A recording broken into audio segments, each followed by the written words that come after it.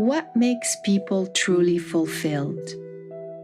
Is it love, family, success?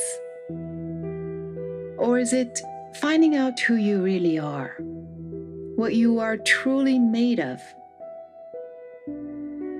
so you know your purpose here on Earth and your connection to the universe?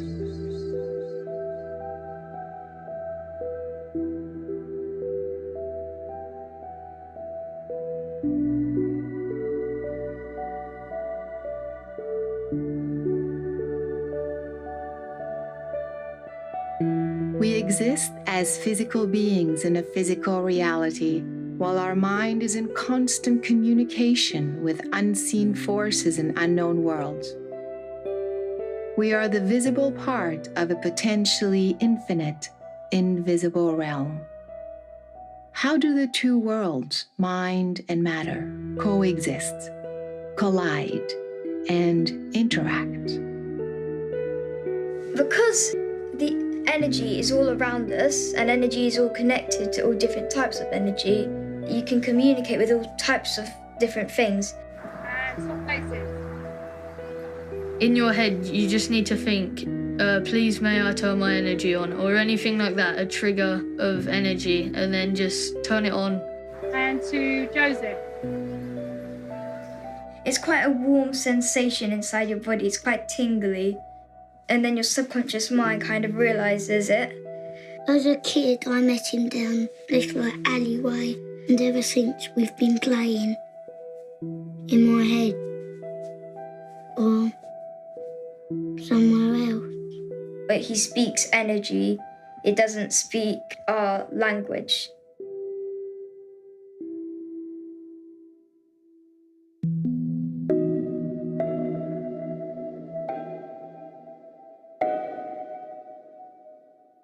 Like many children, when I was young, I was very, very sensitive. Even at the age of 5, I realized I could perceive the subtle energy. I would look at someone and I would see the energy around them. I could feel the emotions, what they were going through.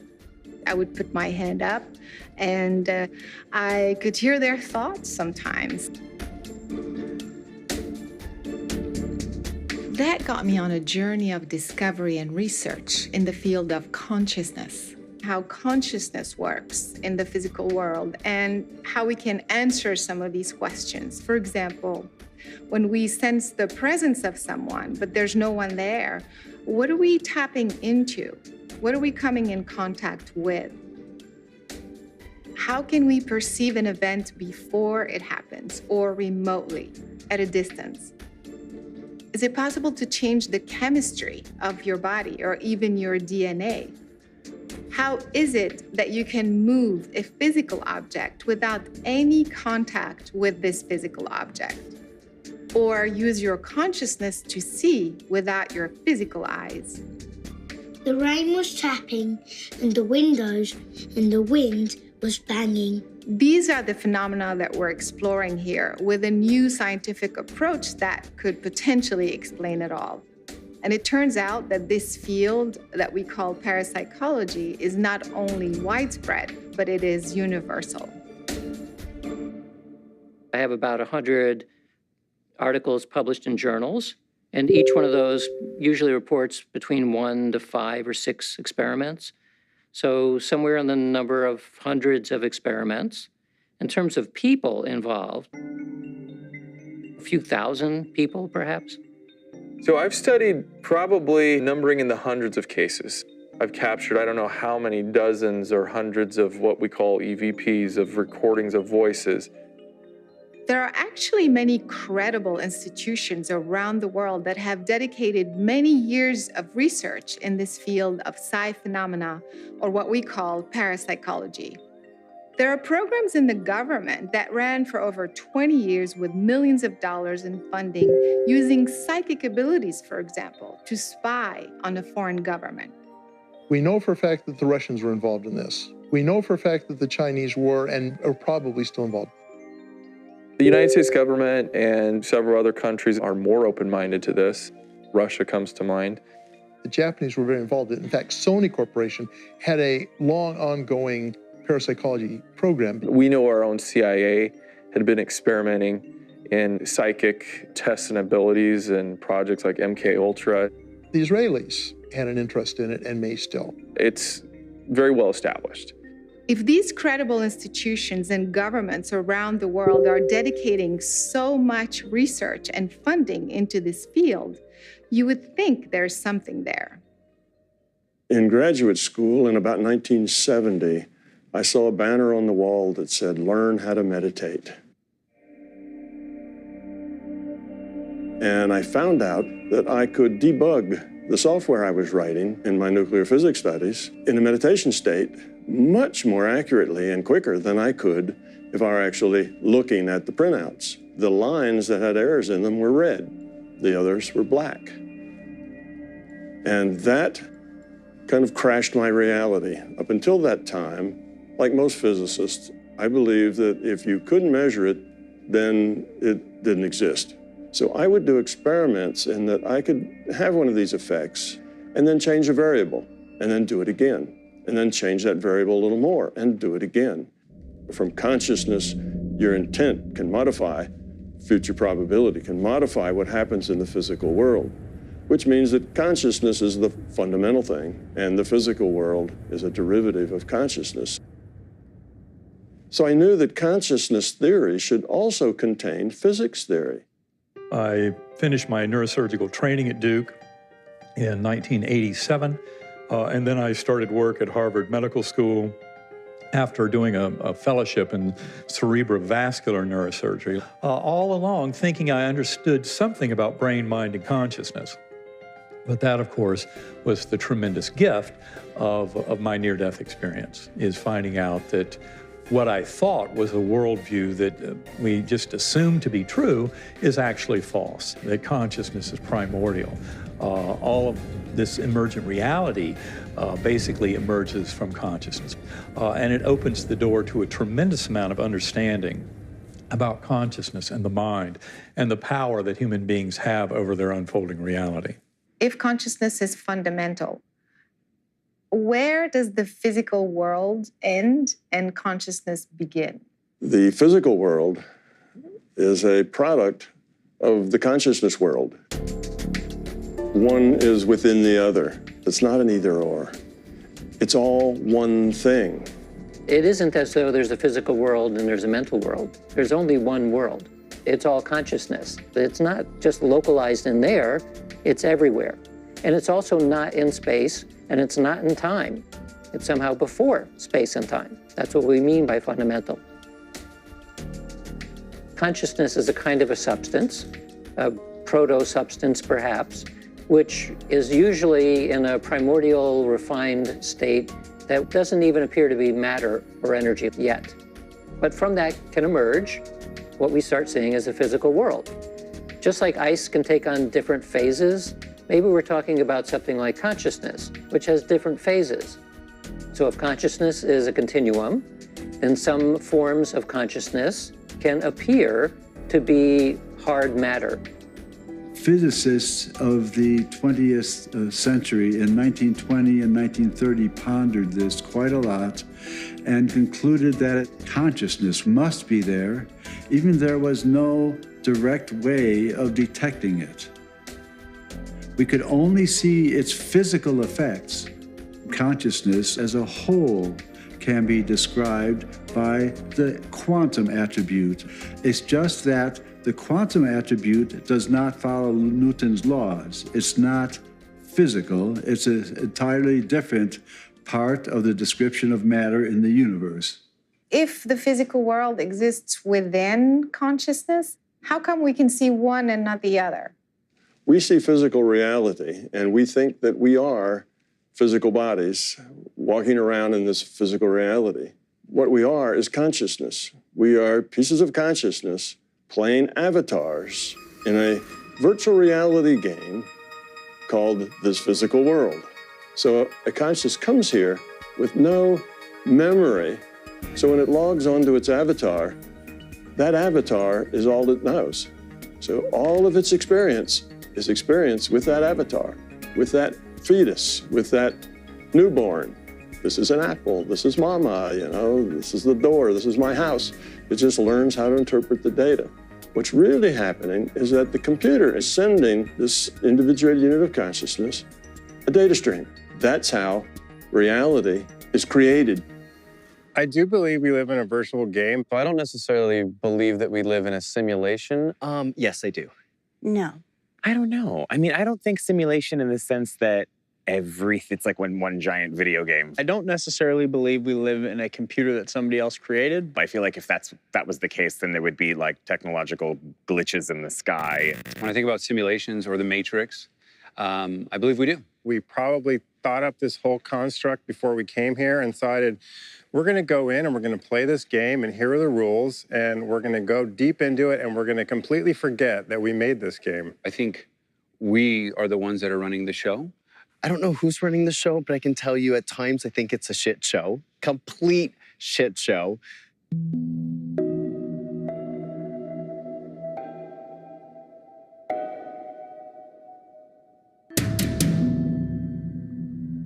The waves that describe matter are basically spherical and surround the matter. But consciousness waves, which exist in the same quantum space, are now spiraling. Let's focus on the spin attribute because it is an attribute that is shared most intensely with the overall structuring of matter in the universe. My body has a whole lot of protons and electrons in it, and those produce a joint wave of great complexity that's describing my anatomy. Can you imagine that the description of spin in the universe starts with a global spin of the universe, which then restructures in more local spins, which have a memory of the initial global?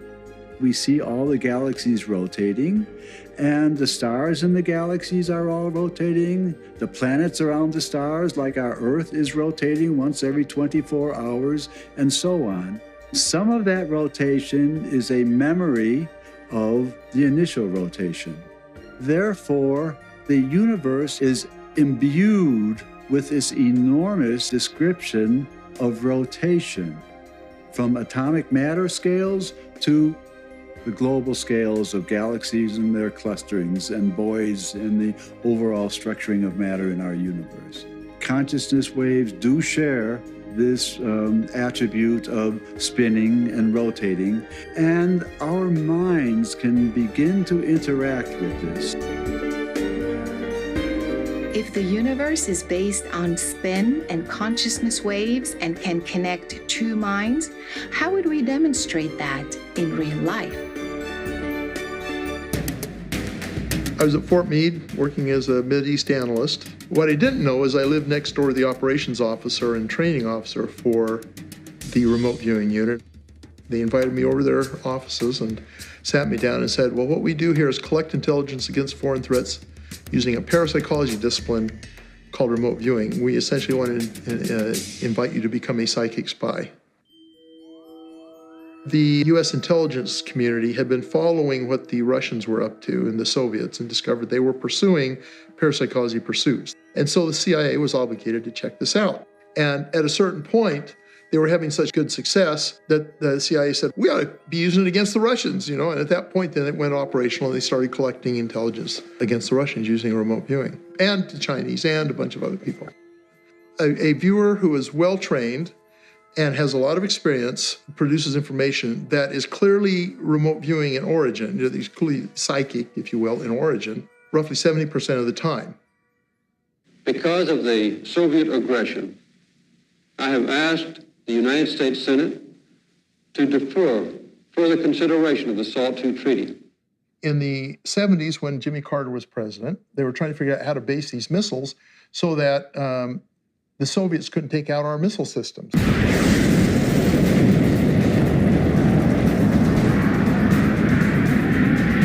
So they built this racetrack plant, kind of a shell game deal, where you had a bunch of these shelters out in the desert, and you shuttled the missile randomly between the shelters, And that would make it practically impossible for the Soviets to actually hit that missile.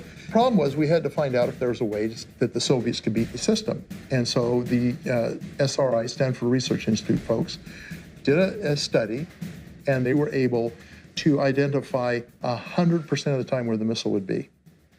And that information was provided to Carter, and Carter canceled the basing plan because it became obvious that there was a way of beating it. I've directed that no high technology or other strategic items will be licensed for sale to the Soviet Union until further notice. It did affect policy. It did affect a high-level government decision. And there is actually a letter from John Warner that confirms this. If there is such a thing as a psychic spy, I was curious to learn how the soldiers may have been trained to spy on the Russians. Actress, producer, and inspirational speaker Rachel Brooks Smith, who is well familiar with mind-body work, was fascinated by the subject and decided to give it a try. So, Paul. Hello. Good to see you again. Thank you. We saw each other at that conference. When I met you, I thought Rachel would be fascinated by the remote viewing. I am very fascinated, very excited to learn. I believe so much in, I guess, all of our superhuman abilities that we have that are untapped. And I am on such a path to discover those and strengthen those and share them. So I'm just, I couldn't be more excited. Interesting, the term you use, superhuman. I like to think that it's normal human. I love that, yeah. But that our society hasn't recognized the fact that this is part of normality. So remote viewing is an interesting thing. It's a way of focusing your subconscious mind. Your subconscious mind knows the answer. It's your conscious awareness that doesn't. And so this serves to focus your subconscious mind, and then as you're going to write this stuff down, that's a way of bringing that into your conscious awareness. You're trying to get your subconscious talking to your conscious awareness. I've tried to narrow it down to very core elements to give you at least a flavor of how remote viewing works. I would love to try. Okay. It's like a crash course. Yeah, right. It's a crash course. Every molecule, every atom that's here, we have over here. After a few hours of intense training with Paul, Rachel felt ready for the next step. What we're going to do is called an outbounder experiment. So Caroline and a couple other folks will pick a target outside of here where we won't be able to know what it is. Then they will go to that target and they will interact with it as best they can. Maybe they can touch it or feel it or smell it or ride around on it, whatever it is. Meanwhile, we'll be back here. You're going to go find them consciously. You're going to send your consciousness there to find where they are, and then you'll report on the location where they're at. And if you pick up on it, you'll report on the things that they're doing. Okay. Yeah. So just to clarify, you don't know where we're going. No, I have no idea. So are you ready? I'm ready. Are you ready? I'm ready.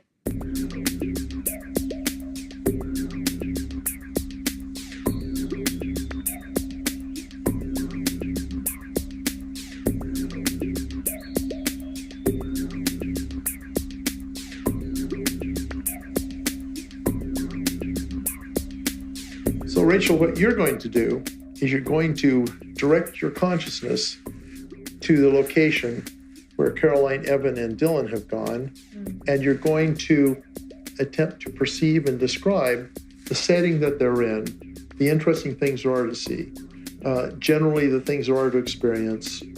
Kind of pay attention to what they're, don't focus in on what they're doing, but if something happens that attracts your attention, make note of that. Okay. And you're going to be verbalizing this as you go. You're going to be writing down the impressions you get, and you're going to be sketching. Okay. So to get that started, I want you to write down Caroline location.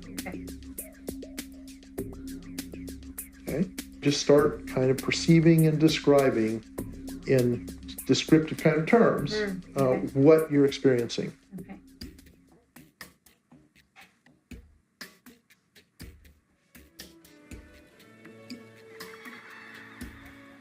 I see laughter. Okay, so you hear laughing sounds. I heard laughing sounds. Yeah, just put down laughing, that's fine. Okay. I also feel like I see black lines. Okay.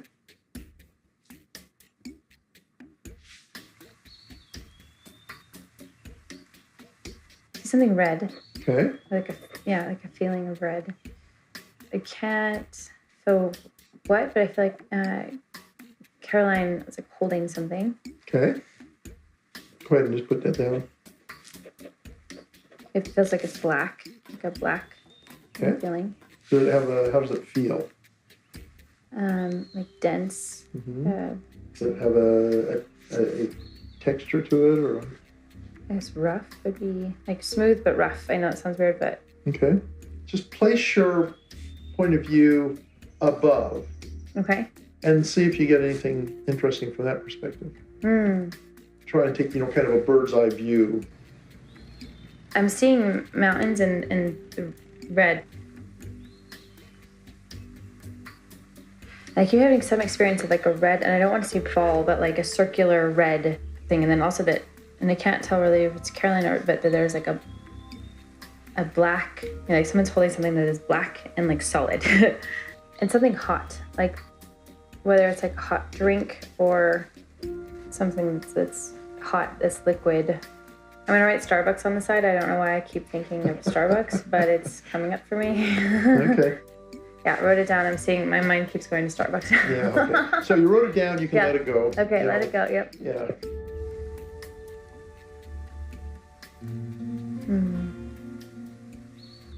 Doesn't feel like there's noise. Like it's just like noise going on.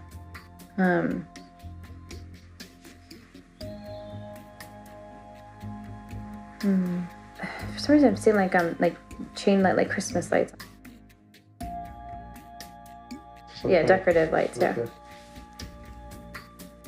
If the universe can connect two minds, I thought it would be interesting to try something different with this remote viewing experiment. I attempted to block Rachel's consciousness from viewing our location.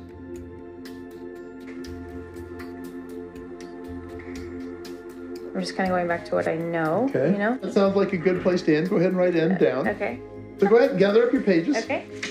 And we will head out.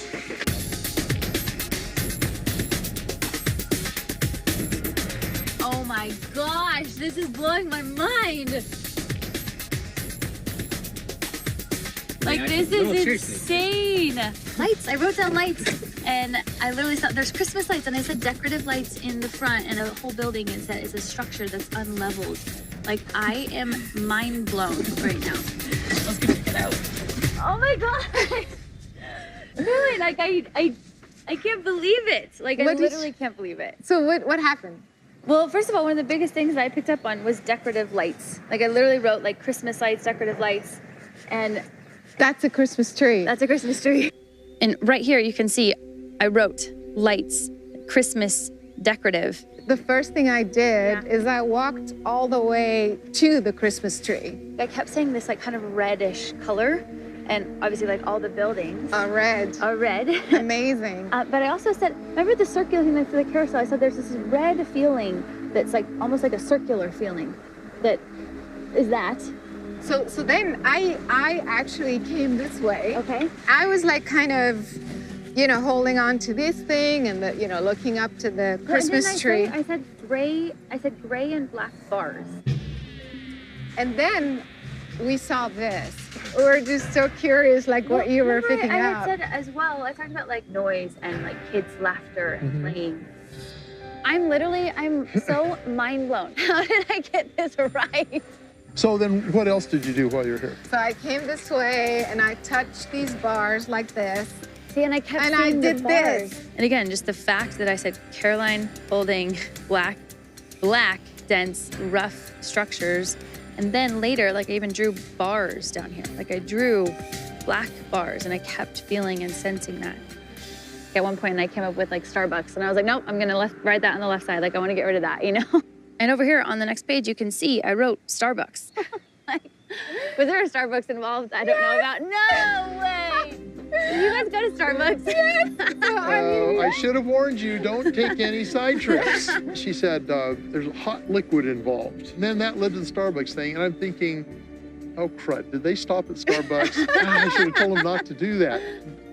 Towards the end of the process, so say the last 5 minutes or so, did you feel like you're having any difference in your experience and your perceptions? Were they stronger? Were they weaker? All I know is that there was a specific point when I felt like that's it. Like there's no more, whereas for a long time it just kept coming up and coming up and coming up. And then there was definitely a certain point where I didn't have any more. You know what I mean? There was just no more. That validates that she was at the target. Does that make sense? It shows that there's a boundary condition that you can interrupt the process with, which shows there is a process to be interrupted. Exactly. Right? This was a crash course. Yes. In just a few hours, and you've never been here before. What did you learn about yourself? I think it just reconfirmed for me the belief that we have so much more capabilities than we think we do, you know, and that I think if you can have an open mind and learn and try new things, I mean, who knows what you'll be capable of, especially after this experience. If we could all live just in more curiosity, not trying so hard, but just being curious about life and about our abilities, I feel like we could achieve so much more, as well as just experience and enjoy life so much more. When the CIA declassified the program, they conveniently left out all of the assessments from the people who used our material. So it's almost like they didn't want people to know how successful it was. Two minds can be telepathically connected. There is a path of coherence with this spinning attribute of consciousness that's joining the two minds. These quantum waves describing the structure of my hand and this couch and your body and the tree on the other side of the room, all of these waves are standing, describing the physical structure of a body which will remain fixed in the universe according to Newton's laws for physical matter. Two physical particles can share properties at a distance through entanglement. Now, everyone is plugged into the same field. So if consciousness waves are spiraling, they carry the same pattern as the larger unified field. They become coherent. And through entanglement, the consciousness of one person could become entangled with that of another at a distance.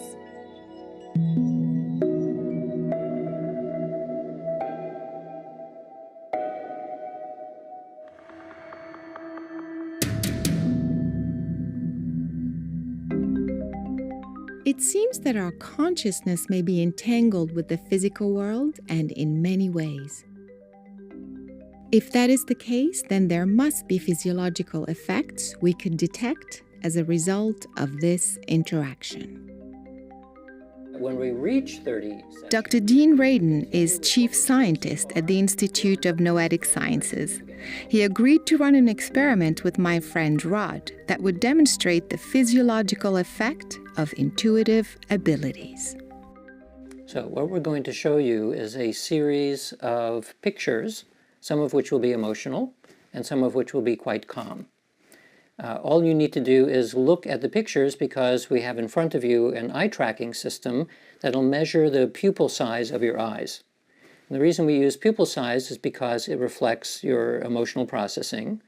What we're interested in this is not how you respond when you're looking at the picture, but whether you respond before the picture actually shows up. It could explain many phenomena that we think of as psychic, because we're getting information about something which has not actually even occurred yet. In this case, we're using pictures because they're fun to look at, and we can take advantage of the emotional response in the eye, but it seems to work on any sensory level. So the hypothesis here is that my higher consciousness, which isn't bound by third world dimensional reality, senses what's coming, my eyes dilate. Whether it's other dimensional or higher self or other self, we don't know.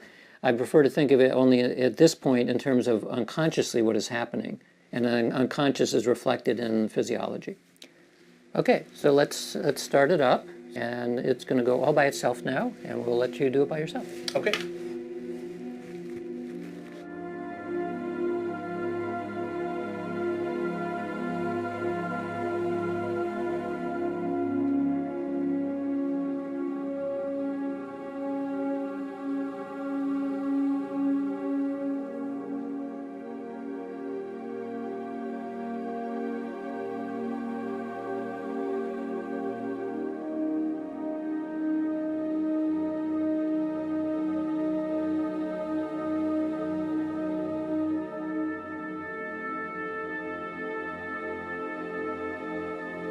So to do the analysis, and what we're interested in is what is the pupil doing before the emotional or calm picture shows up. The probability of the pupil size beforehand is actually a little bit bigger than the probability for the emotional or for the calm picture. The pupil can't move that much. So. Half a millimeter is actually quite a lot. And this was about maybe a half a second before the image actually showed up. If we are able to measure the physiological effects of consciousness on the body, then we could also potentially influence a biological system, water, or even our own DNA. For the past 25 years, Dr. Glenn Ryan has pursued a career in DNA research, neuroscience, and quantum biology at prestigious institutions such as Harvard and Stanford medical schools. I thought that we should talk about pH because a lot of people understand that pH, higher pH in water, is better for health. And so I thought this experiment may be very useful. The body needs to be at a very central pH, around 7.2.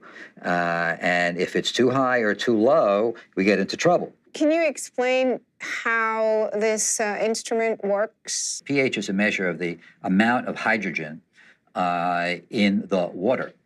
And there's a special probe that's sensitive to hydrogen, and then they convert it to electrical signal, and you get a number.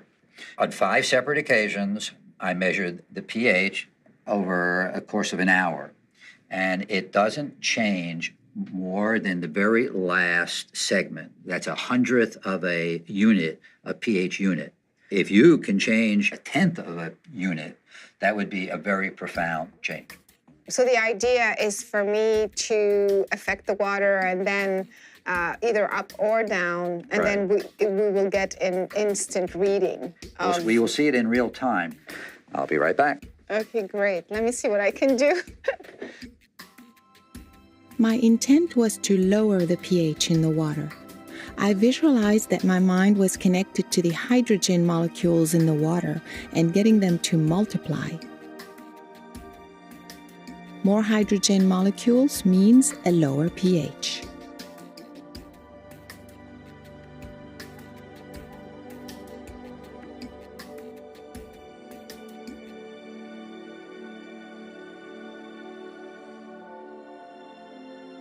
So we started at 757. 757. And I dropped it to 747. That's a whole unit. That's a large effect. The fact that you can change this particular parameter, the acid-alkaline balance in water, implies that you could change it in the body. The body has this amazing intelligence. It knows what it needs. So the fact that you can create an environment with your consciousness and your thoughts and your intention that pH can change at all would allow the body to change the pH in the appropriate direction that it needs. The dogma is you can't change your body chemistry by thinking about it, but the implication is that the intention and the imagery that you use can be used to change your own internal pH. And yes, just let your body do what it knows is the optimal direction and magnitude for change. Let's do another experiment, which is different from the pH meter. I have a special device here. It's called a potentiostat. This allows me to take a measure of the conductivity of DNA itself. DNA is very sensitive to human consciousness. From my own previous research, the experiment to see is if you can influence the conductivity. Okay, first sample of DNA, and now we're going to do 3 controls in a row. Okay, I'm going to write control here. This is going to be Control 1. Control 1. So what we're actually doing now is we're calculating the experimental error by looking at what happens to the DNA when there's no intervention. In this case, we're doing the 3 controls at 3 different times. Then we're going to do it a 4th time in a row, and except you're going to intervene. Okay. So we know what the variation will be, and the experimental error, as I was saying before, will be if there's no intervention. Okay.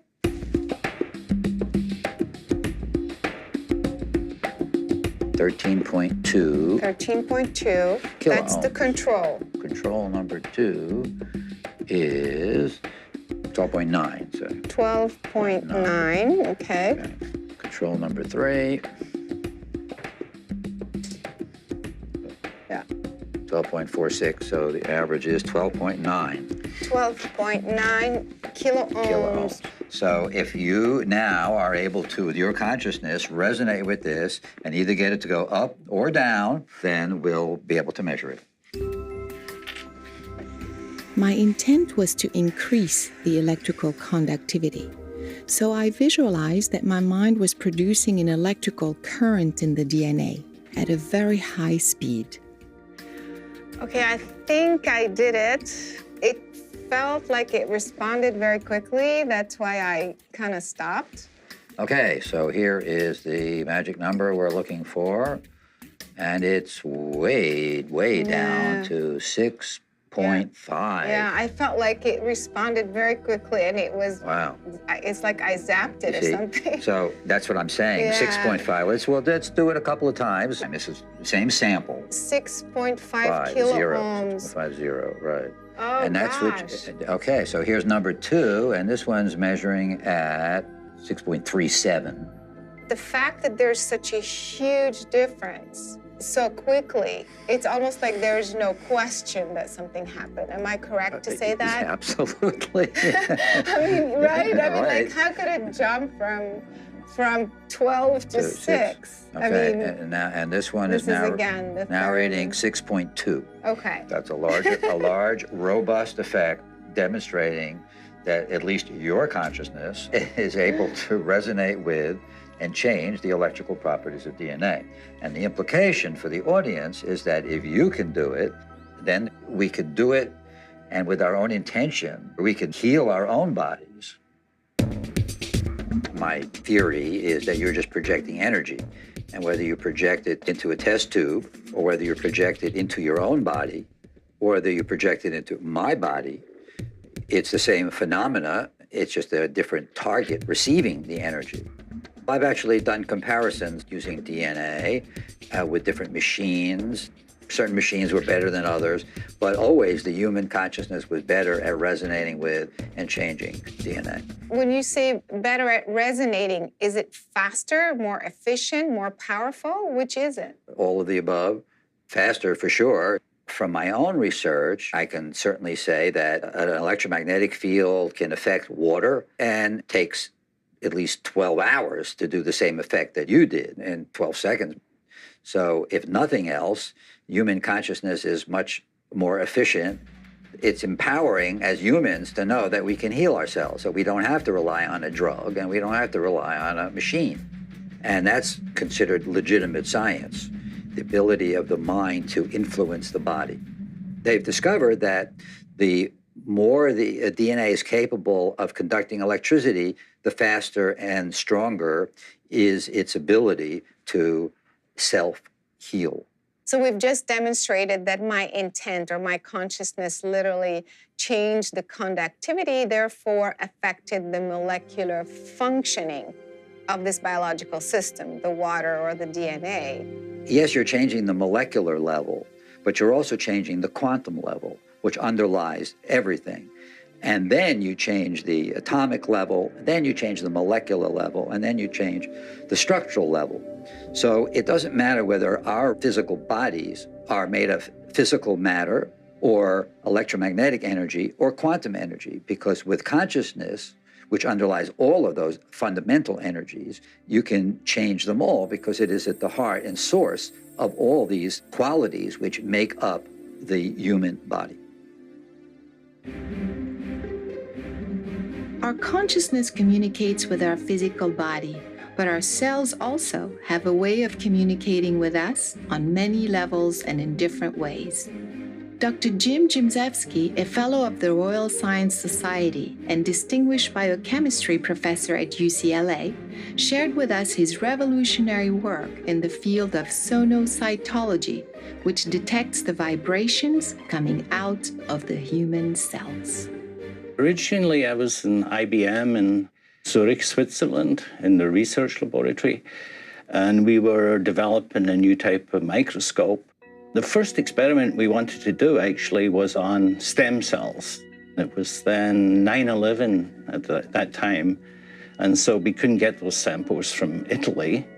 And so my graduate student suggested we look at something else, and we decided we'd look at yeast, because yeast is, very simple to work on. And that's when, using this technique called atomic force microscopy, it's basically like a little finger that can feel things, we started to notice a fairly high frequency vibration.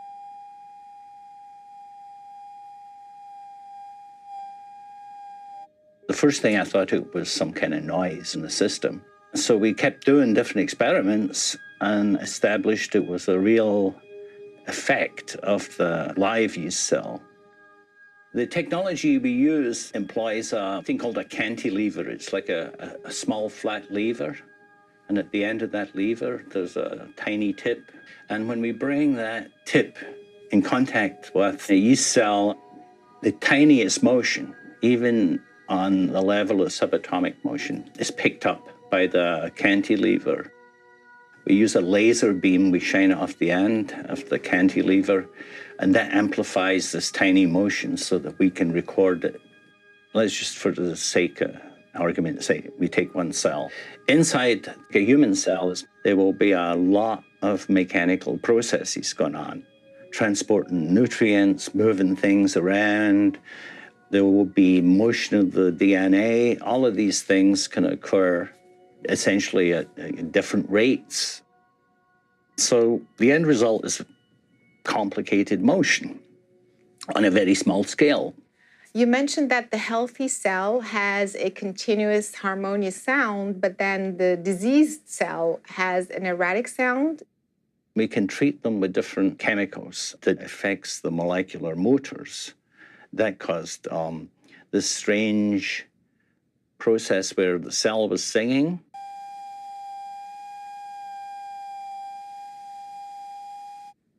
And then it started to get, a bit interrupted.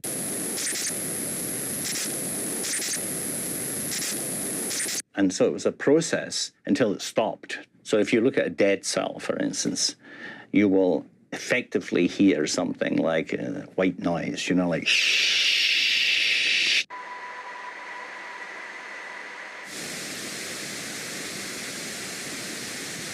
The cells communicate through that effect. And in fact, the fact that I'm speaking at the moment, there's a bunch of cells in my throat, right, resonating, communicating with you. Since the cell has its own cell vibration and resonance, the organ has its own vibration, the entire body then has its own vibration. Is it possible that we are actually an entire instrument, an organism that is resonating, and therefore that's how we are perhaps affecting each other? I definitely believe that we are able to influence ourselves, influence our others. A fascinating observation comes from our own planet, the solar system, and the universe, which also emits sounds similar to the sounds of the cells inside our own human body.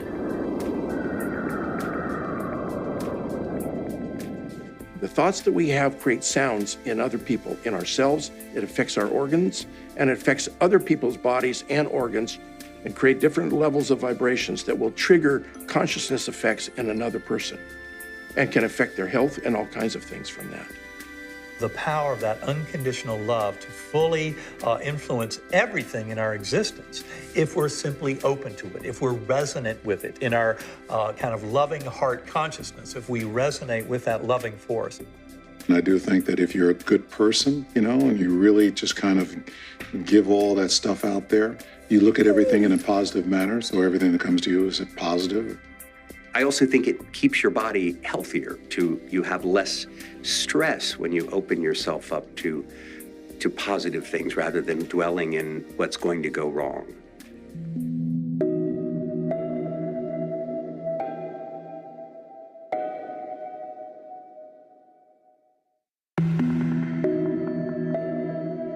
We know our intent, our thoughts, our emotions affect how we feel. But have you considered that what you say may also have a direct and measurable influence on your body? A relatively new field of medical science analyzes your vocal imprint to identify toxins and pathogens in the blood and help diagnose many illnesses. Don Estes has developed a new approach to this vocal technology that demonstrates not only the frequency imprint, but the patterns that are present in your voice. Karina Smirnoff's world is all about music and sound. She's a world-renowned professional dancer and choreographer. She was particularly intrigued by the impact sound vibrations can have on her body and her overall well-being. Well, I've always been busy working and creating my career, and I always wanted kids. There was never a point in my life that I didn't want kids, but it's also difficult because if I have a child, then I have to take time out of my work and out of my career.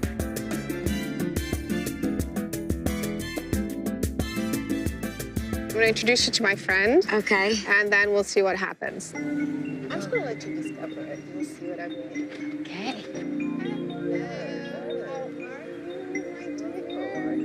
Karina, why don't you tell us about your life? Well, my schedule is really, really busy. I travel the world internationally constantly. I do 14 to 16-hour days.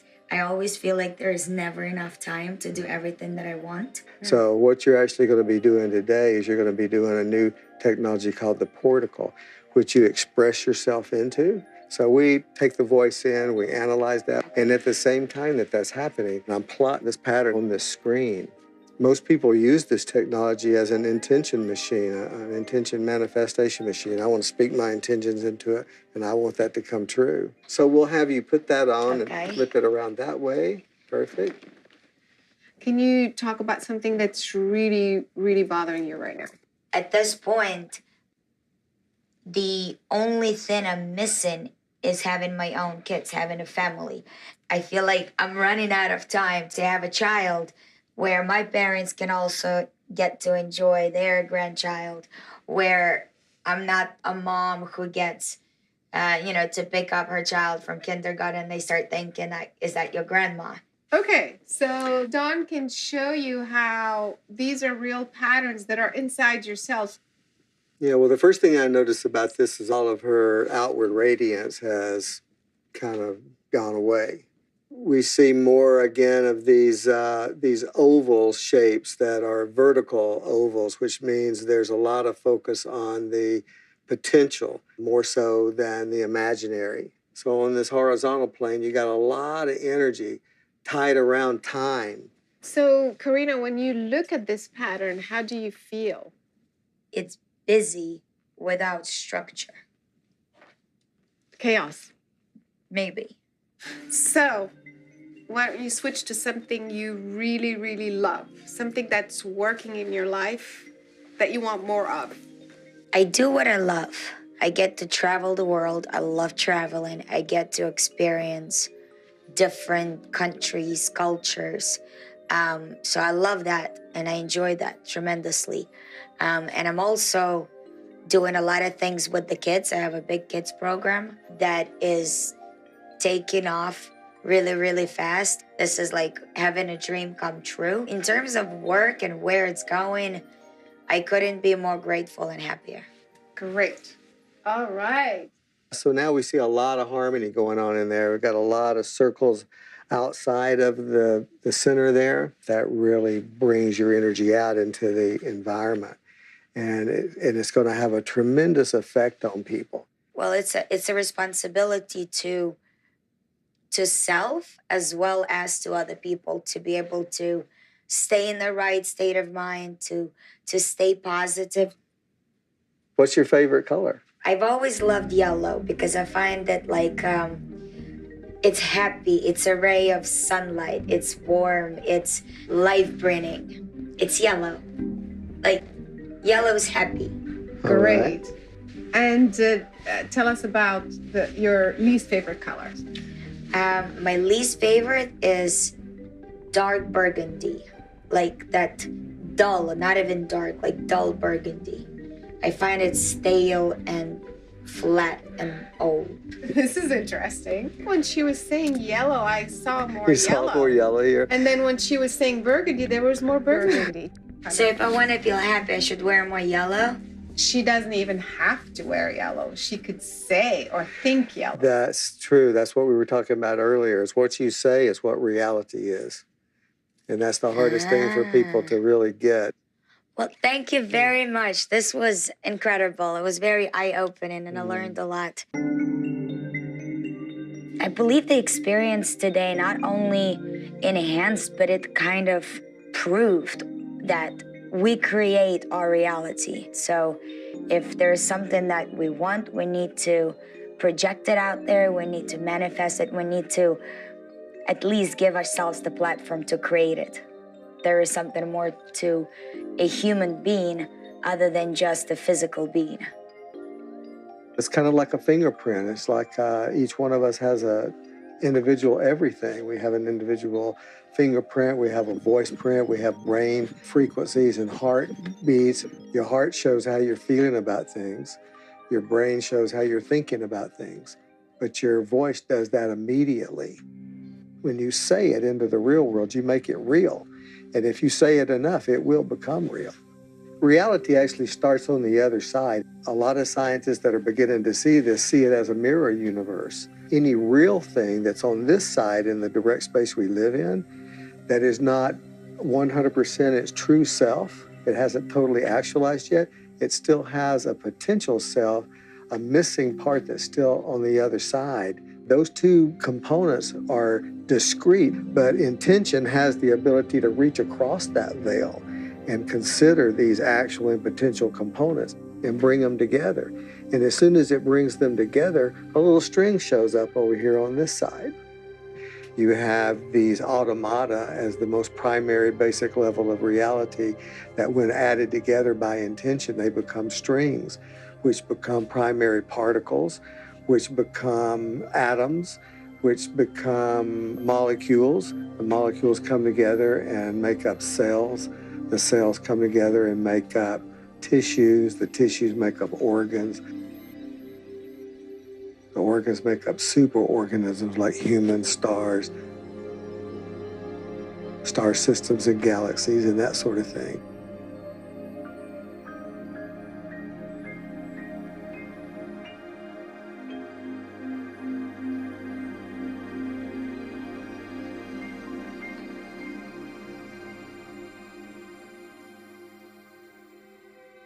We know our intent can change the outcome of our physical reality, thanks to the placebo effect in medical treatments, and to the famous double-slit experiment first performed by Thomas Young in 1801.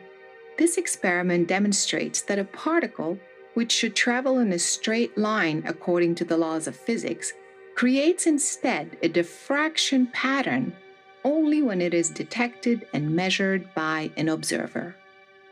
Now that's called the observer paradox. Why is it that when an observer doesn't look, you get particle distribution, two lumps of particles behind each slit, and when the observer looks, you get a diffraction pattern. The particle doesn't exist, you see, until some player gets that information of the particle being there in their data stream. Once that's done, it has to stay there. It has to be a particle from then on. So it acts like a particle. That's what brings it into this reality. It becomes a part of the physical world. Then anybody else that looks there will see that same thing. It is actually very empowering to think that we live in a physical world that hasn't happened yet. It is your observation. In other words, it is you. It is your consciousness that is reaching into the world of probability and bringing it into existence. Our voice contains the patterns of our thoughts and emotions, while our brain is registering and storing these patterns in the form of EEG waves. We can in fact replay these EEG waves and translate them back into an actual sound. Another contribution to this concept comes from audio engineer Colin Harrington, who claims to be able to see his thoughts, his emotions, and his dreams on a projected screen. I've always been a very vivid, lucid dreamer, as long as I can remember, 3, 4 years old. And I would describe my dreams to people, and I was met with a lot of skepticism. So I felt compelled to try to figure out a way to show people or let them see and hear my dreams. When I got into computer sound and composition, a lot of my master's was focused on various different EEG projects and interactive multimedia and things like synesthesia and changing color into sound and sound into colors. Color is a frequency, light is a frequency, brainwaves are a frequency, all of the sound that you hear is a frequency. Those correlations and blending those with diverting them into other sensory inputs are making the internal external and the intangible tangible. There's a whole field called cymatics that turns vibrations into the patterns, and you can see the wave interference patterns that are very elaborate and striking and beautiful. Using sometimes different types of technologies like this can help you retrain your brain. You see the results of how your mind works. Naomi Grossman is one of the most creative actors I know. She applies various mind-body techniques in her acting career as well as in her real life. She was fascinated by the idea that she could have a visual and auditory representation of how her mind operates.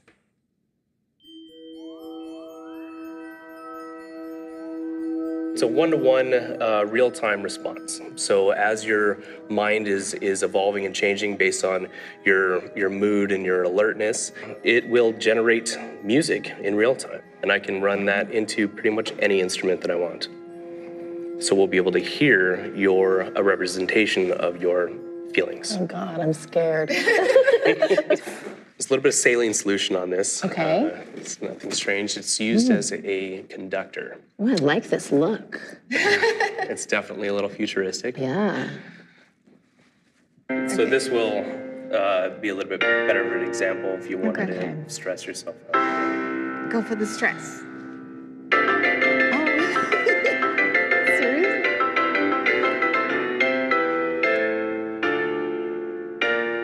And if you could think about something stressful one more time.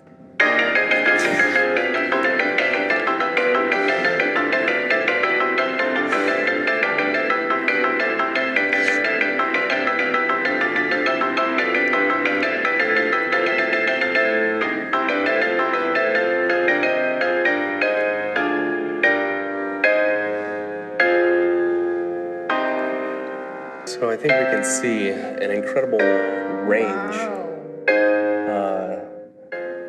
Being in the world of acting, being able to turn it on like that is really impressive, because I've run this, various iterations of this software on hundreds of people, but I've never seen someone be able to turn it on and turn it off, by going to wherever there is. So I mean, it's like when you're playing make-believe, you know, and so you're a perfect test playing subject. house, and I'm the mom, and you're the dad. Go there. I thought this was spot on. I mean, it was insanely accurate. Could you show us a little bit of the visualizer? In other words, as opposed to hearing, is it possible to see the thoughts and emotions?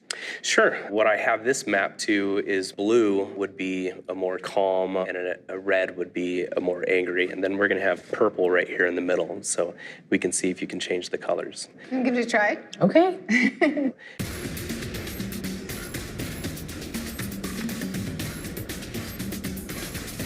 Stress.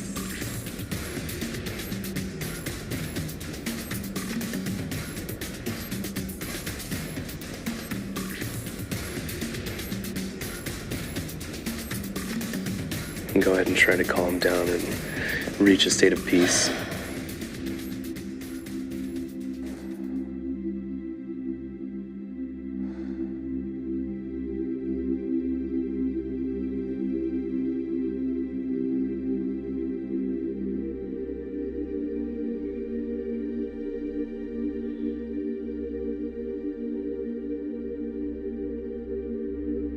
I really love the one-to-one real-time relationship here. It's amazing. So did I go red and then did I go blue? Oh, yeah. Absolutely. I've spent plenty of time going red in my mind. Whereas going blue, you know, I have less experience with that. And it was fun. I enjoyed like going to Jamaica and like feeling the sun on my skin. It can be a conscious decision with training. You obviously have a certain aptitude for turning yourself calm or turning yourself angry that most other people may not have right off the bat. But it's something that you can learn even if you don't have that kind of focus. You can train yourself. Now what we'd like to do is train the computer to recognize an image. Let's try with a positive image. Let's try something with a positive. This is the image that we're going to be using. We can teach the computer how you react to a certain image. I included this blank white slide in there to be nothingness unless you're recalling a specific pattern. So let's try to recall that image. Put yourself on stage.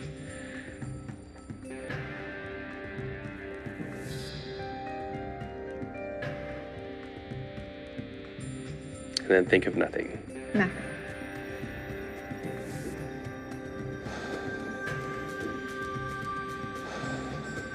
Put yourself back on that stage and feel the way that you felt when you were there.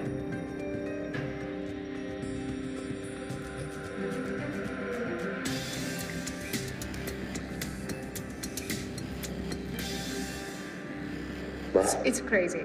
It reminds me of that expression, when it rains, it pours. It's no wonder that, like, when things are going well, they go really, really well, or vice versa. Like, those times when I booked 2 national commercials and got a boyfriend all in 1 week. It's like, well, yeah, I'm putting something out there. I'm fixating on the positive. And it just goes to show, like, we need to flood our brains with positive images. It was so interesting, you know, I mean, we have so much power. We have the power to affect change in our lives, so why not choose the positive, since we have a choice? Yeah. Did this help you kind of see how your mind can go either way in a split second? Yes. And how your brain is registering? It's like, when in doubt, if you get the choice, which, because we have the choice, go to Jamaica. Our thoughts and emotions can be perceived as sound and images. Sound can be turned into an image, as in the biological sonar that is used by several kinds of animals, whereby the animal emits a sound that resonates and echoes back a visual description of the environment that they're in. In plant life, studies have shown that trees emit a frequency, and this is how trees can communicate with other trees about incoming predators or weather patterns. How could there be oneness with animal life, plant life, and the earth itself without a mechanism that allows you to maintain this oneness? If plants and animals can communicate through seemingly invisible frequencies, is it possible that humans could also be doing the same? We are surrounded by this invisible pool of energies and waves. We know electromagnetic waves, sound waves exist, but we don't see them. So the idea is, how much of these waves can we actually detect on this side of the veil?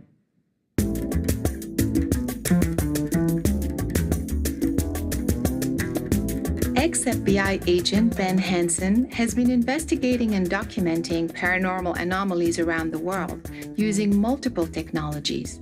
He volunteered to demonstrate these technologies to us, so I decided to bring a friend along.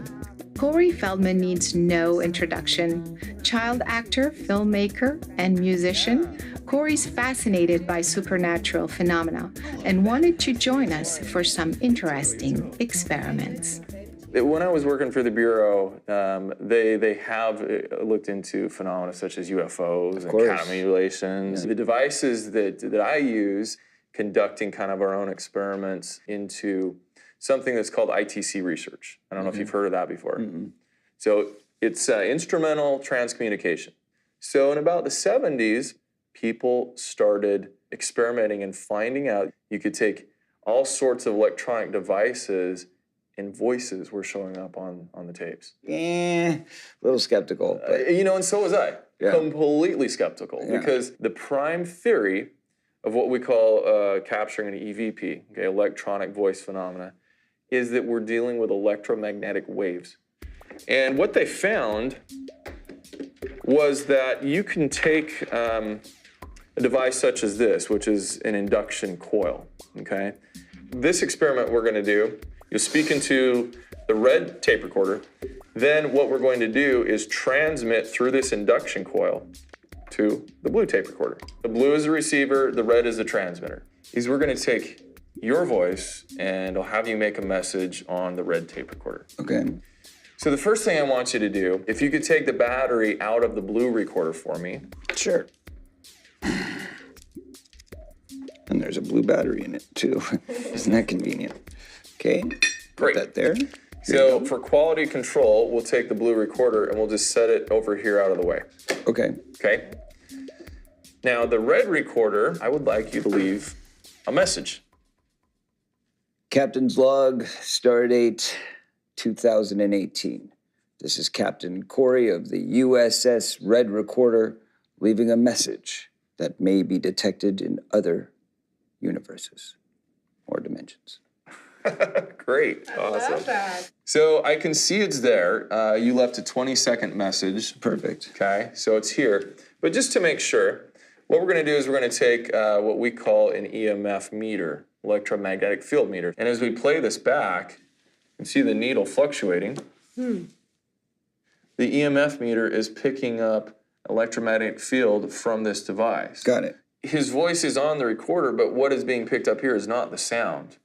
Okay, it's being picked up by an induction coil, which creates a magnetic field. It's just basically magnetic energy that's magnetic traveling. energy, exactly. So we'll put the meter aside, and now we have a transmitting coil, which is broadcasting the message. And if you could now put the battery back into the recorder. Okay, so we've shown it was not recording at the same time this was, so there's no way it picked up on it. I'm not going to touch these two coils together. Okay, you see they're close because they've got to be close to each other's fields. Okay, but they're not touching. Yeah. Powered on. Okay? Okay. Excellent. So now we have our blue recorder, okay, which we'll call it the receiving recorder. Just get a simple little speaker here so that we can hear it better. We're going to plug into it. Fingers crossed. Let's see if your message is now on the captured recorder. Captain's log, stardate 2018.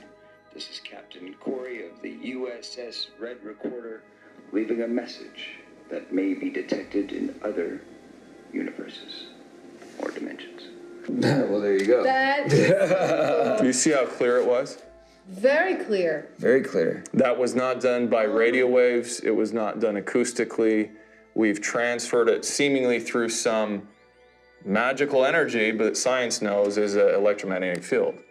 So the theory behind this is it's energy-based. It has to be, okay? All we have here is a piece of metal with wire wound around inside of it. What do you think the biggest induction coil, let's think grand scale, what do we have would be the biggest induction coil that surrounds us all? The Earth. The Earth. If it's that, or if it's some other energy we don't quite understand, we're all connected to it. You just demonstrated how sound waves can be transferred from one point to another without physical contact. I can think of somebody across the world, and just by thinking about They'll them, call you. They call you. Yeah, I do it all the time. The reality is we're all plugged in to the same source. I completely agree.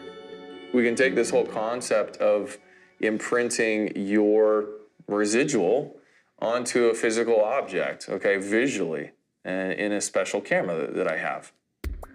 So if I could have you both just have a seat right there, and just relax, okay? I'm gonna come over here. Okay. And I have a specialty camera here. The average human puts out about the same amount of heat energy as a 100-watt light bulb. Okay, so that's what you're doing right now, both of you just sitting there. Energy, as we know in the law of thermodynamics, it can be transferred from one thing to another, right? And heat being an energy, a wave in a sense, you guys are emanating that now, okay? And you're interacting with everything you come in contact with. So just by sitting there in those chairs, you're transferring energy. Sometimes you'll have a masseuse, they'll like do that, and then they'll just kind of put their hands above you, but they're not touching you, but you can feel the heat radiating through your body, right? That's the same thing. Exactly. Yeah. You know, you might even feel that when you meet certain people, kind of the energy transfer. Okay. So if I could have you both stand up and just go hang out there on that couch for a second. Okay. All right, I'm gonna let this record just so we have enough here. So before you guys sat down, I took a video of those chairs you're sitting in with a thermal camera, which sees into the infrared spectrum. So it senses heat, not much of the visible light at all. Okay, and you'll see here the chairs are primarily blue. Above you, we have some red heat, which is actually a heater. Okay, a vent up there that's heating up the books on the top shelf. Yep, okay. Okay, so when you sat down, there you are in full color. The darker areas represent the colder spots, so you can see your pants and the cuffs that are not actually touching your pants are darker. And your faces are the brightest because they're the hottest in frame. So what I wanted to show you was the point that you guys get up here. So you get up out of your chairs. And bam, look at that. That is an imprint. Woo. Yes. And that's some serious heat. Look at that. Oh, wow, look at mine, really bright where my face was. You can see where your hand was on the left hand, and you, I think, had an elbow or something like you were just sitting there. Right. Yeah, but it's really from, I mean, it seems like that's right. Yeah, it's right where my heart would be. Yeah, the chest seems to be the brightest. It's not just the heat that we feel, but it's also an energy we can see. We affect everything in the material world with our energy. So if we have good energy and we're putting good energy out to the world, then we're going to get good responses back. But if we're putting out negative energy all the time, then you're going to have negative come in and affect your life that way until you make a conscious effort to stop. And once you go, I'm going to believe everything is good, everything is fine, it's all going to work itself out. And then all of a sudden things start to reverse themselves. I will never tell somebody with 100% certainty what I captured on this tape recorder or on this video is a ghost, an alien. I don't know that. I don't believe in ghosts, mind you, I never did. But there have been things that have happened where it makes you question it. All we know is it's unexplained. And it's something that we can't see, but it's being perceived. And somehow technology is capturing it. Obviously, I believe that there is much beyond this reality. I mean, I have many variations on that. So if we're talking about the spiritual realm, or if we're talking about the interdimensional realm, or, you know, there's a lot of different kind of understandings of what that means. We probably occupy the same physical space. So if we do, but we don't see each other or all the time, what would you call that? And a dimension is just kind of like the only word that comes to mind. So multiple dimensions, yes, I think it's very possible. The fact that people said, oh, well, this is God, I believe is just a limited capability of understanding at that time. What they saw in miracles and things that happened before them were unexplainable in any other way other than saying, that's God. Outside of the physical, I believe that there is an energy out there. I do believe there's a bigger force at play. Something's happening that's bigger than us. Beyond the body, once we leave our meat puppet behind, we go back to our actual true existence. At times I get frustrated that I can't see it, even though I have like these beady Canadian close-set eyes that I would hope that are like laser beams to be able to see these things. I can't, and it really frustrates me. You know, it's like you pull the goggles off the virtual reality and you're home again. And when you're brought back, you maybe choose what you want to be. Our reality, in essence, could be different to different people, although I do think there is one truth. The problem is that science has not caught up to be able to explain the rules by which it operates.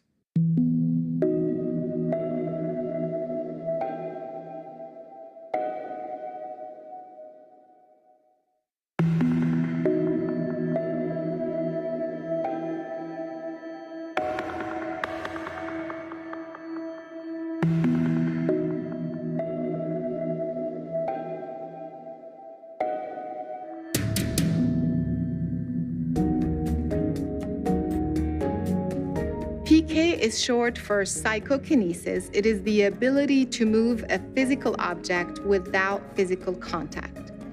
I've been working with PK for the past couple of years with very interesting results. It is your intent that is interacting with the physical object that is getting it to respond. But the minute you let go of the result is when you get the result.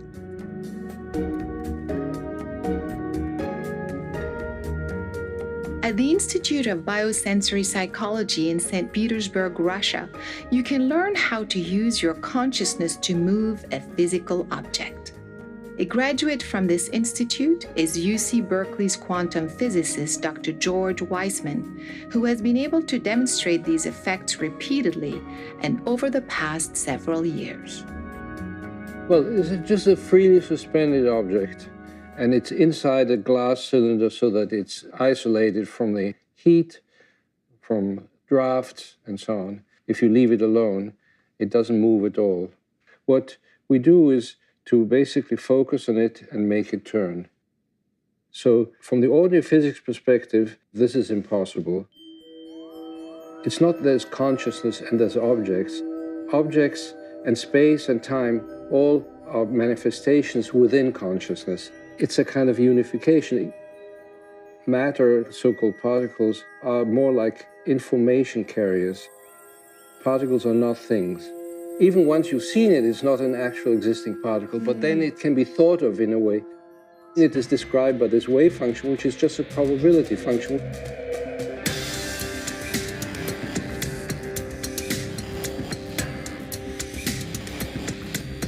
I asked PK practitioner and meditation teacher Sean McNamara to facilitate a session with my friend Rachel, who had never practiced PK before and was eager to try. Sean, I'm so excited about this. I mentioned Rachel to you. I can't tell you how excited I am. I cannot wait to learn. Yeah. It sounds like you have a lot of confidence already. Like some part of you already believes that it's possible. Is that true? Oh, I do. I have been studying and so passionate about the power of thought and intention. I mean, ever since I was 14, went through a really difficult time in my life. I saw a movie that changed my life, and I had this very life-changing experience where I was like, that's what I want to do. I want to perform, I want to act, I want to inspire people just like that film did for me. Through focusing on that, intending it, writing it down, having vision boards, seeing it, watching it every day, seeing myself do it every day. I ended up playing the lead in the sequel to that same film 6 years later, something that everybody told me was impossible. Where you place your awareness is where energy goes. That's basically all we're doing here with this psychokinesis experiment.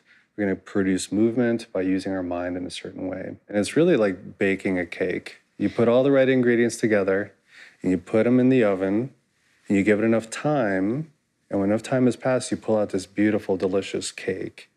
And no calories involved. Yes. It is a meditation process in itself, and the way other types of meditation have those life lessons wrapped in, you see it right in front of your eyes. If you're too tense, it stops moving. When you relax, it starts moving again. If you don't give it enough time, it doesn't work. If you let go, it works. So this is just another way of showing those basic life principles that we all know about. And so at this point, we can lift up your container, and you'll want to do this very slowly, because when you do it too quickly, it knocks off the tin foil from the needle. And then you'll want to just put your hands on the glass on either side of the object. Eventually, it'll start responding to your breathing pattern and to the level of relaxation in your mind. So yeah, when it starts, it means that the shift has occurred within you. And mine just started responding too, so I think we're sharing a field now. Is it working? This is so cool to watch. Yeah, I mean, it was totally still. It's moving. As maybe silly to some as this may sound, sending love to the material, saying I love you, let's work together on this, let's be one, let's move together. Look what it's doing as you're talking about love. Your heart's opening as you're talking about it, and it feels it. And I can also feel whenever I start to feel those ego thoughts or wanting to get it right or afraid of failure, then there's this disconnect. And I think that's so powerful to understand that that's the whole thing of ego. It's the want to get it right can block you. But when you just allow and be filled with love and energy. Like, amazing, miraculous things can happen. Rachel will now attempt to place 2 objects inside the glass container and see if she could perhaps influence one object and not the other. I was wondering if I am here, if I'll have more ability. Sure, keep going, because the other one just started going. There you go. There you go. Clearly, Rachel is talented. I mean, that's like amazing. And it's her first time. And this is the hardest condition to be under. Not only is it your first time, but you have 6 cameras on you. There are other people in the room watching, hoping, expecting. Yeah. These are the hardest conditions for anyone to operate under for psychokinesis. So congratulations.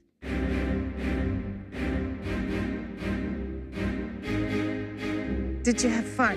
Oh my gosh, it's so much fun. After even just those 2 experiments, you know, I learned so much about myself. If you practice these things, like, you literally feel like a superhuman version of yourself. Superhuman. That's the title of the film, yeah. The photons that are bouncing off of the object are going in through my eyes, the rods and cones. They're producing an electrical signal that goes to the back of my brain, which reconstructs an image. So what I'm really looking at when I look at the piece of paper or tinfoil or toothpick, whatever it is I'm moving, I'm looking at my own mind. If we were truly separate from each other, there's no way we'd be able to do PK because of the inherent separateness.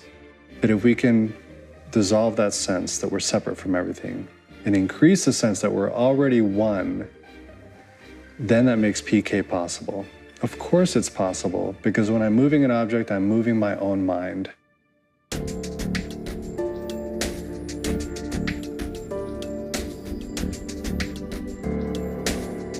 Dr. Mike Willicke is a professor of neurobiology from the University of California in Berkeley and a researcher at an NIH-funded laboratory. His interest in PK began after a profoundly transformative Zen meditation experience, which led him to alter entirely his model of reality. This is completely sealed from any electric. I started working with Mike in 2017, and I was most impressed by the scientific rigor he brings to the field, and also how far we were able to stretch the boundaries and possibilities of this methodology. And the model that I think is probably more truthful is a model that actually a famous physicist, John Wheeler, developed, which he calls the participative universe. Instead of having a camera or the eye and then a display in this linear sort of causal relationship, the universe is actually this self-excitatory loop where there's no separation between the observer and the observed, but because they form this continuous interactive feedback. And so this is why I started to believe in the possibility of PK as a scientist, because the object is truly not outside of you. But it's so, if, for example, if I want to move my finger is connected to my consciousness through neural pathways in the body and to my brain. So when I want to move it, it's a part of me and I can move it. The piece of paper in front of me is not physically connected with neural pathways, but it still is a phenomenon and an appearance within my consciousness, what you might call a back channel. If you think about it, the brain and actually all the cells in our body are phenomenon occurring within this bigger consciousness. The idea is then to try to influence this piece of paper that's totally isolated and get it to rotate. To rotate without any effect from any known physical forces. You explained to me that it's actually quite difficult to do it with a vacuum. So actually, it's impossible.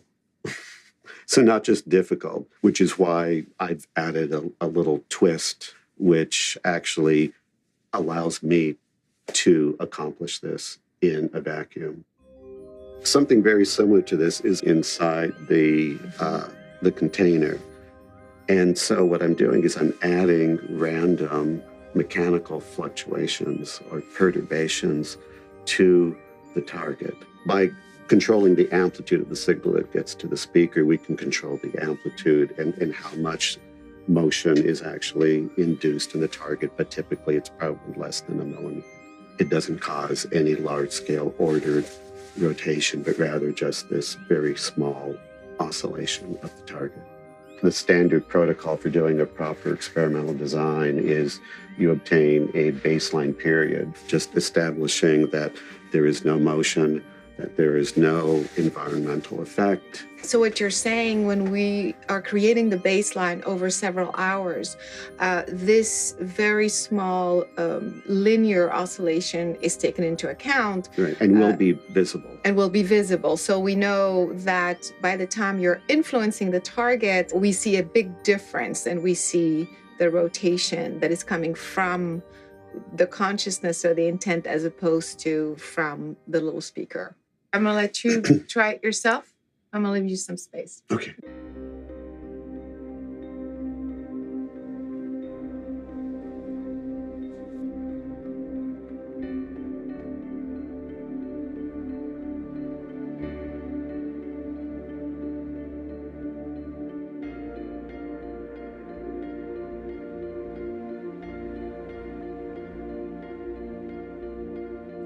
So Mike, how did it go? What happened? If you can see, here's the baseline, and it shows that the target is randomly moving back and forth, maybe like a degree or so from peak to peak. And then at this point here, you see a larger rotation. It's not something that I am willing with my mind and saying, move or, do this like a command, but rather it's much more of a feeling of connectedness. It is becoming clear that mind and matter are entangled, and the separation between objects and consciousness is nothing but an illusion. If that is the case, then I should be able to influence the same physical object in close proximity, or perhaps 1,000 miles away across 2 states. Well, let's find out. Hey, Mike, how's it going? Hi, nice to see you again. Yeah, you too. Have you been practicing? Yes, I'm looking forward to another session tonight. How long have you been running the device before I came on? So I have about an hour baseline, and then we'll do your session, which is typically you run about an hour or so. And then I continue after you're done running a continued baseline afterwards. Okay, awesome. I'm ready whenever you are. Okay, good. Okay, here we go.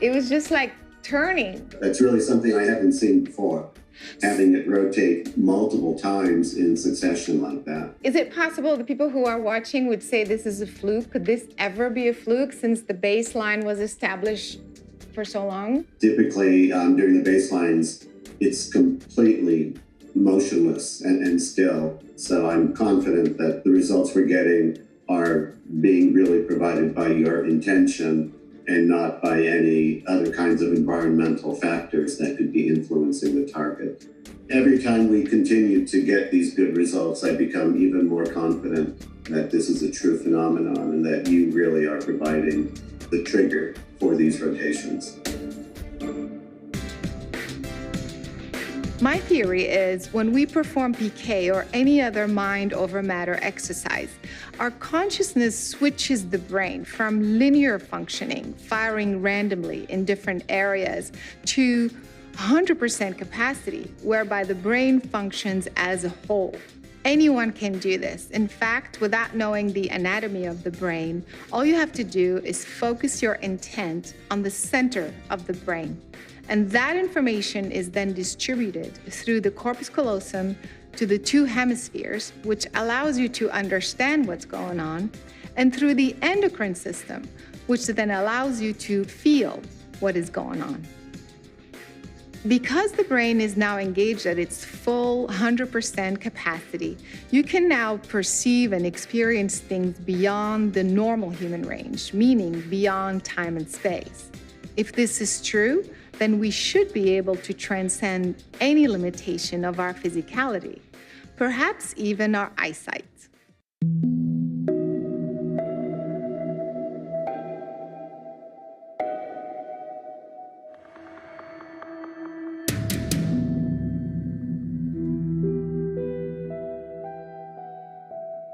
Our first stop is in the UK, where we encounter children who are using blindfolds to access their superhuman abilities. We're going to play some games. Put your blindfolds on for me, please. Ready? Justin, tell me what's on this card. Teacup. And now tell me what's on this card. Tiger. Isabella, what is the shape and color of this stone? Kind of like a circle, and it's not really, it's kind of like see-through. Here's yet another example of how consciousness can interact with the physical world beyond what science claims to be possible. When we work with the blindfold, it's so that we can encourage the children to use the vision that they have with their higher consciousness. Evie, tell me the shape and color of the stone. It's red and kind of a circle. Yes.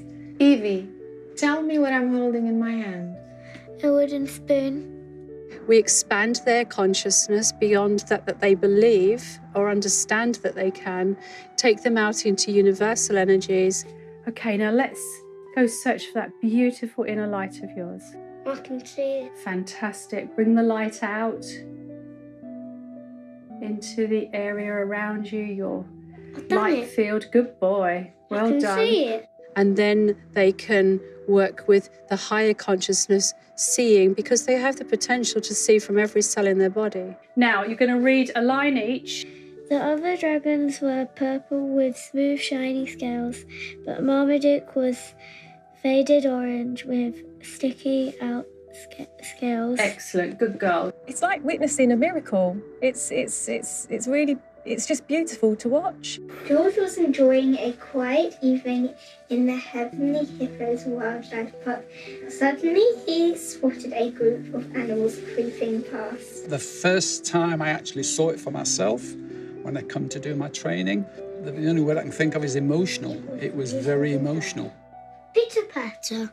The rain was tapping, and the windows and the wind was banging. When my son started to read and I saw him reading, Our day out is ruined. they kind of shine. It's just amazing. No mouse would put a paw out in that weather. Needless to say, I wanted to know what it felt like to experience the physical world through these blindfolds. Totally dark. Yes. Wow.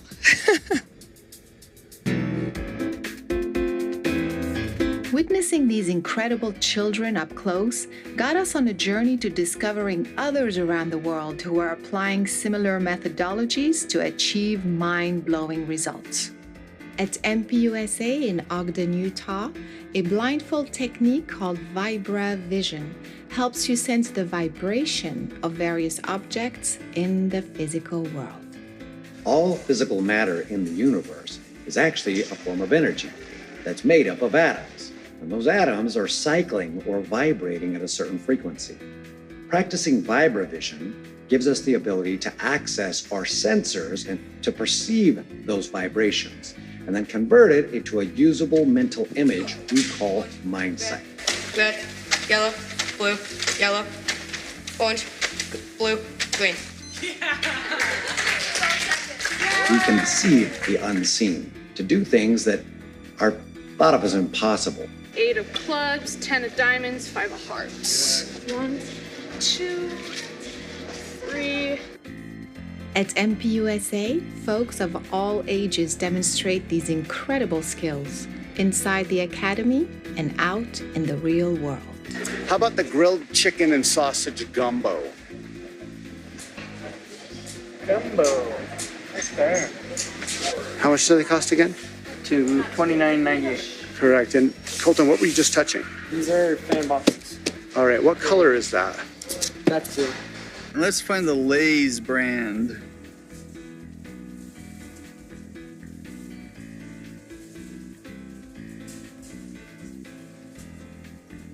Old Spice Body Wash. Very good. From Utah, we make our way to Stuttgart, Germany. There, children are using a different approach to the methodology and display skills with impeccable accuracy. In the beginning, it felt a bit weird when I was able to see without my eyes, but after a while, you get used to it.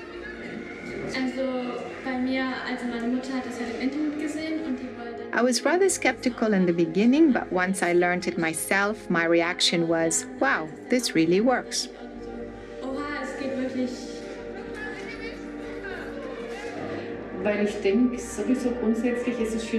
I believe much more is possible than we know. Human beings have a lot more skills that they could develop. I also have a granddaughter who learned the skill and bops around with the mask here today. I'm amazed how well it works.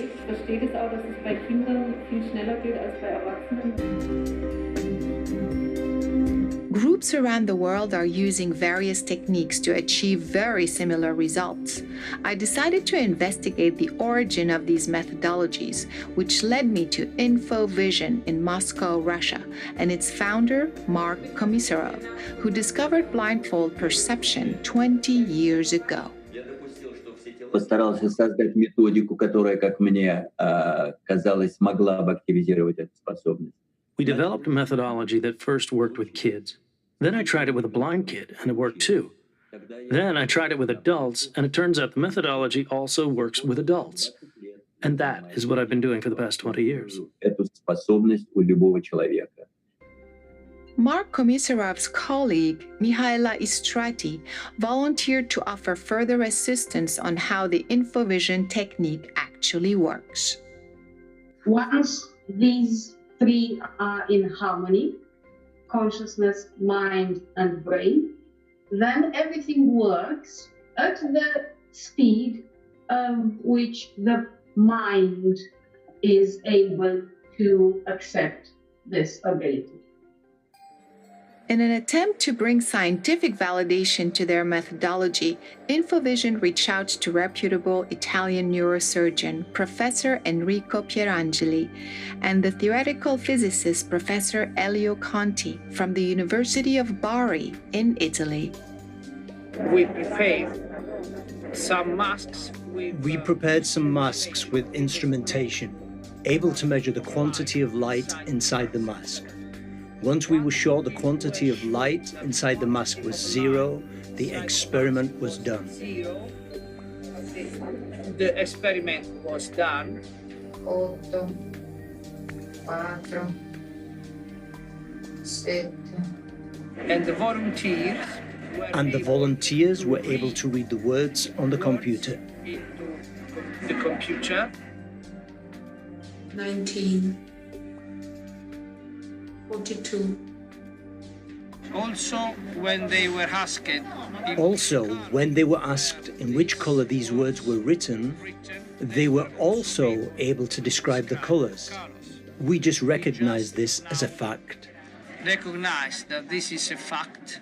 5, 9, 8, 9. These methodologies can be applied to various eyesight issues such as Sylvia's advanced farsightedness, Radu's severe astigmatism, which had made it impossible for him to read. Ce întrebări ți-au venit în minte în timp ce citeai? Or even the blind who are now able to perceive their environment with more ease. Now we're talking about something that is not just to help you with your guidance system or sense your environment, but something that is incredibly practical and transformative. Если слепой ребенок начинает видеть, и я вижу слезы матери. When I see the tears of a mother who brought a blind child and the child starts seeing after my seminar, that is what's important. Ответить на ваш вопрос.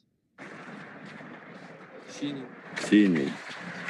All the senses are coming together, and that gives you the experience of the environment non-locally. So it is not that you are visually seeing what is behind you, you are experiencing what's behind you. Back in the US, I shared my research with my longtime friend Kim, who at the age of 33 discovered she suffered from a rare genetic macular disease. While her condition is medically impossible to cure, Kim was willing to defy the odds and potentially try to regain her perfect eyesight. My eyesight is something that's been not normal for half of my life. So the first half of my life, first 33 years, were perfect vision, perfect. And then at age 33, genetic disease appeared and became worse and worse over a period of 2 years. And it's a rare eye disease, and it affects the macula. My biggest problem is I can't read very well, and I have a lot of different reading aids. I'm trying to stay open to anything, so I'm very excited, and I'm hoping that I'll have just improvement in the sort of clarity of what I can see and be able to read a little easier, to be able to see somebody's face a little clearer, read a sign. It's just so frustrating.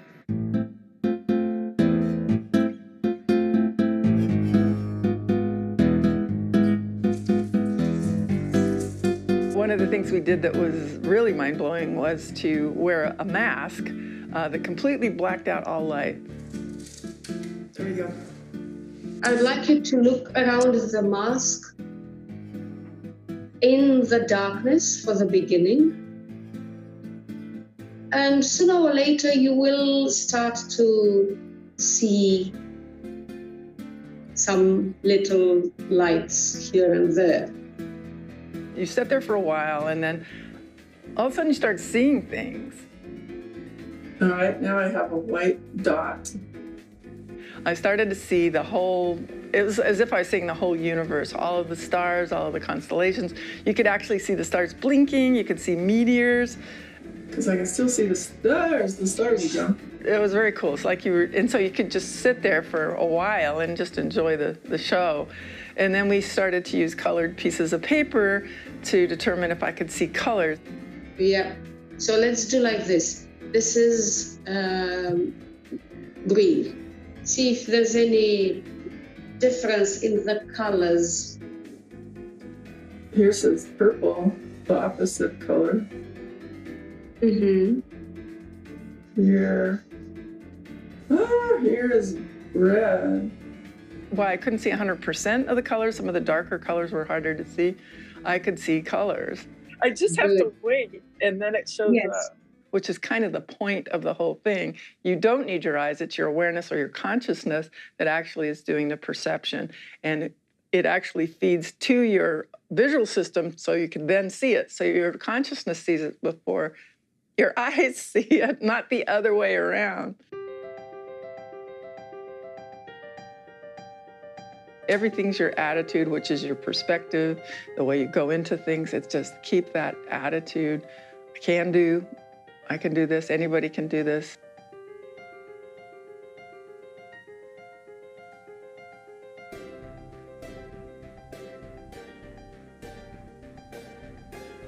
That seems like it's blue. It is blue. Let's start with the mask. And I'd like you to set your focus as a periscope on the papers that I want you to see. Green. Excellent. Excellent. Looks like pinky red, magenta, whatever. Pinkish red. Red. Red. Excellent. Excellent. I got yellow. Yellow it is. Oh. Well done. Pink. Marvelous. It is pink. Oh, wow. My instructor would show me letters. She'd hold up little kids' letters, and they'd be in a color, and they're all capital letters. And I could actually see those. So, and that wasn't right here in front of me. It was, she's in Romania, so it's many, many miles away. I have a T. Amazing, Kim. That's what it is. Well done. Woo-hoo.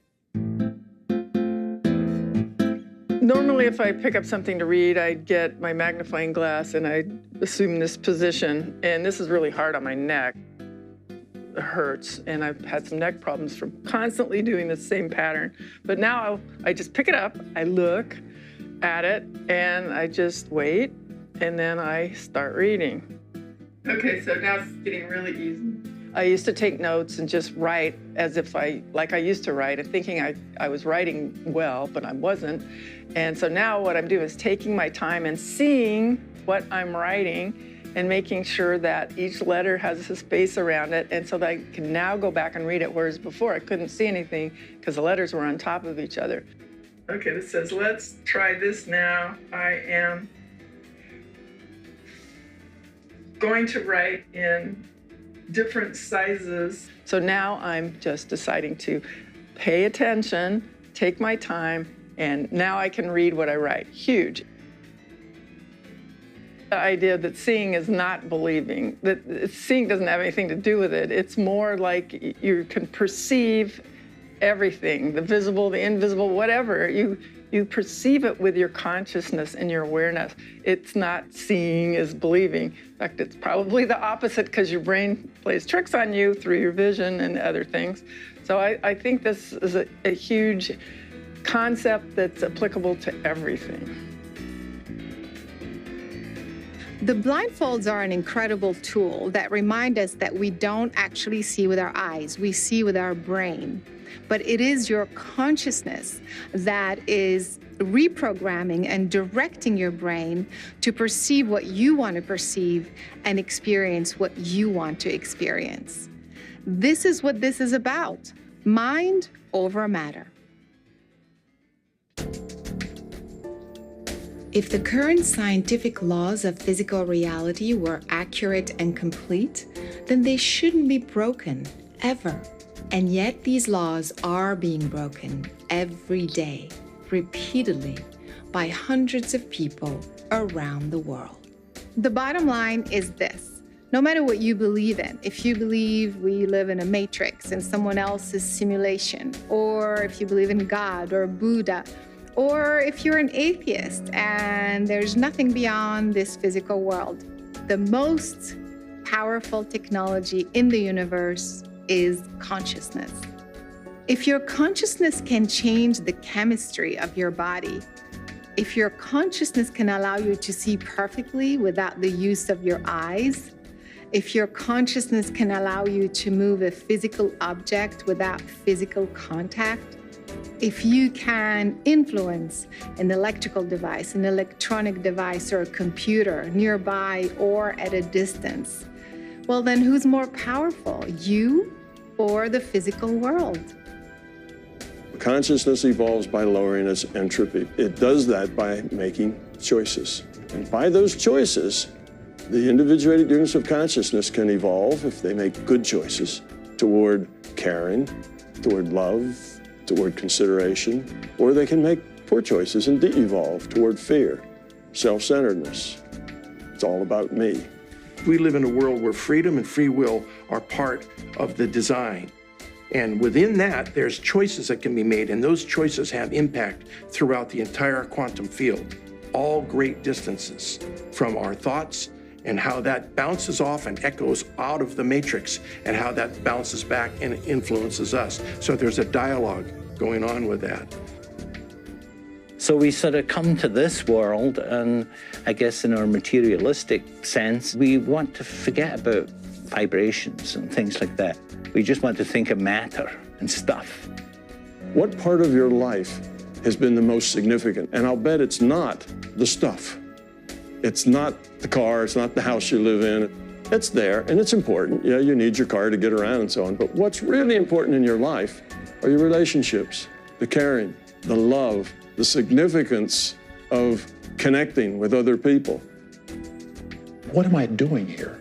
I know I have to pass on my this, and I have to give my kids this, and I have to, it's all of this stuff. Love, I think, is the main reason we're here. For me, knowing that that's it allows me to look at every day and I'm in love with life. The purpose of the universe is for life to emerge and thrive. We believe that these principles are universe-wide. The purpose in so many ways of existence is to know thyself. The self-awareness of the universe, this profound quality of awareness, of conscious awareness of existence, is inherent in the universe itself. Exploring your superhuman abilities allows you to discover your own potential, the mechanics of your consciousness. In other words, understand who you really are. As you think, as you feel, as you make choices, you contribute to the expansion of humanity as a whole. From a limited state of being to an elevated superhuman species that fits within the grand design of an intelligent universe. So now ask yourself, are you a superhuman?